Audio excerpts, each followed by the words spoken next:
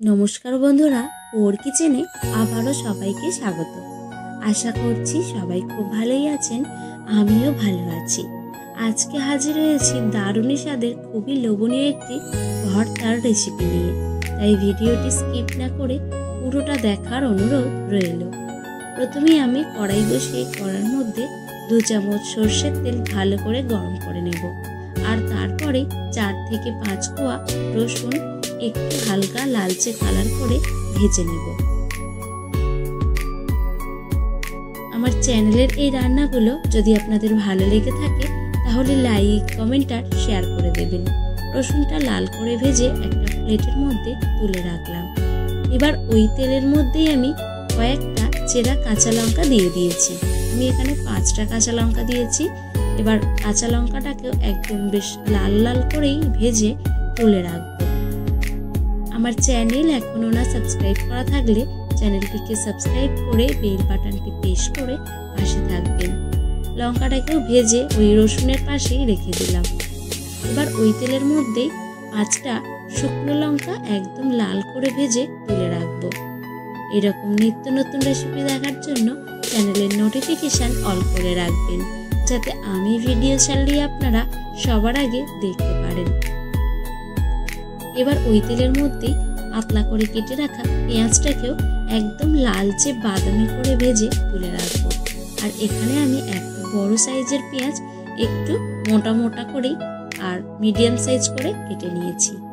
পেঁয়াজটাকেও কিন্তু একদম বাদামি করেই আমি ভেজে নিচ্ছি।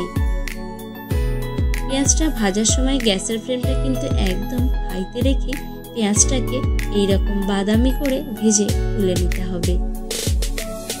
আপনারা তো অনেক রকমের ভর্তা বানিয়ে খেয়েছেন, একবার এই ভর্তাটা খেয়ে দেখুন, কথা দিচ্ছি আঙুল চেটে খেতে বাধ্য হবেন।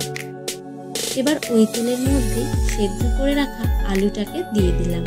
আমি এখানে 2টো বড় সাইজের আলু সেদ্ধ করে নিয়েছি আর তার সাথে দিয়ে দিচ্ছি একটা কেটে রাখা টমেটো। একটা টমেটো আমি মাঝখান দিয়ে কেটে 2 ভাগ করে নিয়েছি।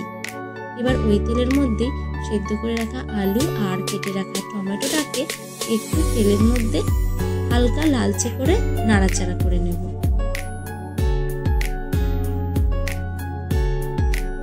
আলু আর টমেটোটাকে এপিট ওপিট উল্টে পাল্টে বেশ লালচে করে ভেজে নেব। আর টমেটোটাও যতক্ষণ না নরম হচ্ছে ততক্ষণ কিন্তু টমেটোটাকেও ভেজে নিতে হবে। আর এইভাবে একটু টমেটোটাকে খুন্তি দিয়ে এইভাবে একটু ভাঙা ভাঙা করে দেব, যাতে করে টমেটোটা খুব তাড়াতাড়ি সেদ্ধ হয়ে বেশ মাখো মাখো হয়ে যাবে। দেখুন টমেটো আর আলুটা কিন্তু বেশ সুন্দরভাবে সেদ্ধ হয়ে মাখো মাখো হয়ে গেছে। এখন সবকিছু একটু খুন্তি দিয়ে ভালো করে নেড়ে চেড়ে মিশিয়ে নামিয়ে নিচ্ছি ওই সবকিছু ভেজে রাখা প্লেটের মধ্যে। এবার আলুটা খুব ভালো করে ঠান্ডা করে নেব।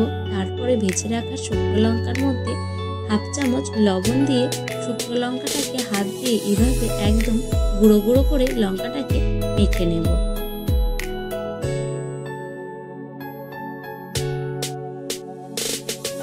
তারপরে যে রসুনগুলো ভেজে রেখেছিলাম সেই ভেজে রাখা রসুন, পেঁয়াজ, কাঁচা লঙ্কা সবকিছু একসাথে একটু চটকে চটকে মেখে নিতে হবে। পেঁয়াজ, লঙ্কা, রসুন যখন একসাথে মাখা হয়ে যাবে তখনই কিন্তু এবারে আলু আর টমেটো সবকিছুর সাথে একসাথে বেশ সুন্দর করে চটকে চটকে মেখে নেব। আপনারা তো অনেক রকম ভর্তা বানিয়েছেন, অবশ্যই একবার এইভাবে এই ভর্তাটা বানিয়ে খেয়ে দেখুন।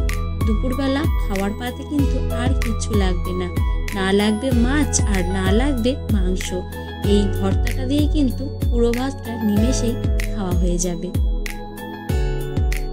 সবকিছু একসাথে মেখে নিয়েছি।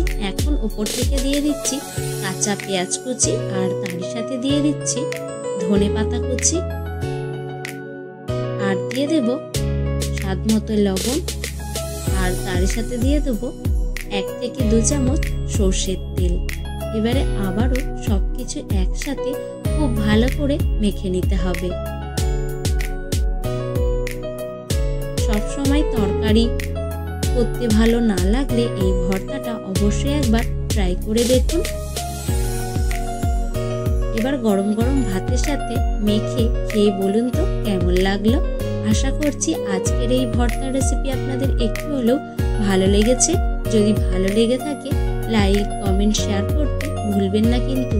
আর যদি খুব বেশি ভালো লেগে থাকে আপনাদের আত্মীয় পরিজন বা বন্ধুদেরকে শেয়ার করে দেবেন। আজ এখানেই শেষ করছি। দেখা হচ্ছে অন্য কোনো রেসিপিতে। ভালো থাকবেন, সুস্থ থাকবেন আর পোর কিচেনের সাথেই থাকবেন।